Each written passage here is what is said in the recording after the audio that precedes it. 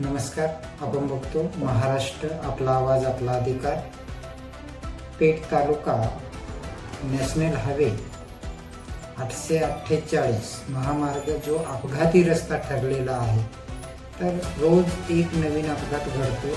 कारण काय आहे? तर कारण एकच आहे की जे काही रस्त्याच्या मध्ये डिवाइड आहे ते डिवाइडला रेडियम किंवा जो दिशा फलक आपण म्हणतो असं दाखवायला पाहिजे, ते दाखवलं न मुळे असे अपघात घडून येतात. आज सुद्धा 14/4/2026 रोजी साधारण 8 ते 8:30च्या दरम्यानमध्ये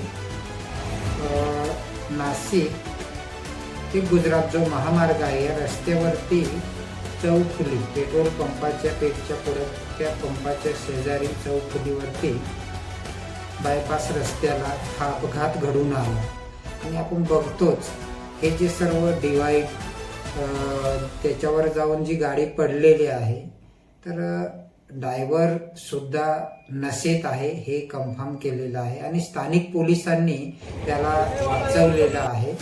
तात्काळ ही अपघात जेव्हा घडून आला तेव्हा तात्काळ पोलीस बंदोबस्तमध्ये होते आणि तात्काळ या घटनेवर लगेच ते धावून आले आणि बघितल्यानंतर ड्रायव्हरचा सुद्धा जीव वाचवला. ड्रायव्हर चांगल्या पद्धतीने आहे, पण ड्रायव्हर इतका नशेमध्ये आहे का त्याला रस्त्याचं काम जे काही झालेलं आहे तर खरोखर काही गोष्टी चुकीच्या पद्धतीने झालेल्या आहेत आणि ह्या सर्व सुधार करण्यात यावा अशी माझी समाजाच्या वतीने विनंती आहे. कारण रोजच्या रोज अपघात होतात आणि अपघातामुळे कोणाचा तरी बळी जातो.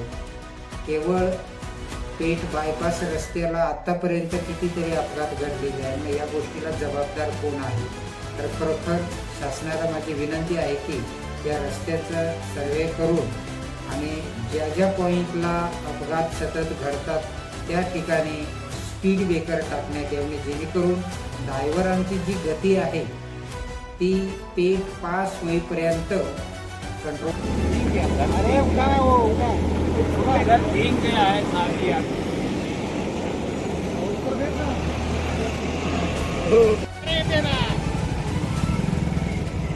पाएगा ना तब तेरे को बताऊंगा मैं. अरे मेरा कोई उसमें गलती नहीं है. जब ड्राइवर मैं उसमें लग गया ड्राइवर में. ए बाबा इथं बाजूला डिवाइडर आहे. ए नहीं तेरा नाम क्या है?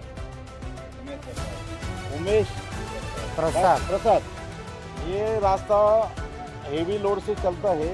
तू अभी ड्रिंक किया है तो इधर बैठ ले, सेफ रहेगा. मालिक आ रहा है पुणे से, समझा?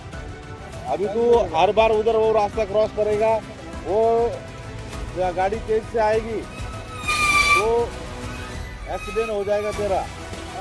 मर जाएगा भी. गाड़ी रोड के तरफ मत जा. ऐसे भी है तो इधर बैठ ले. वही समझ रहा हूँ कि इतना डैमेज होगा गाड़ी में बच गया था. तो अरे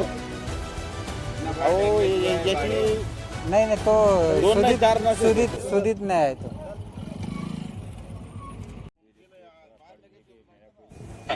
तर आपण बघतो पेठ महामार्ग जो आहे 848 या रस्त्यावर ही जी घटना घडलेली आहे ती गाडी पूर्ण डिवाइडवर जाऊन आदळलेली आहे. ड्रायव्हरचा जीव वाचलेला आहे. धन्यवाद. सोपान पवार, पेठ.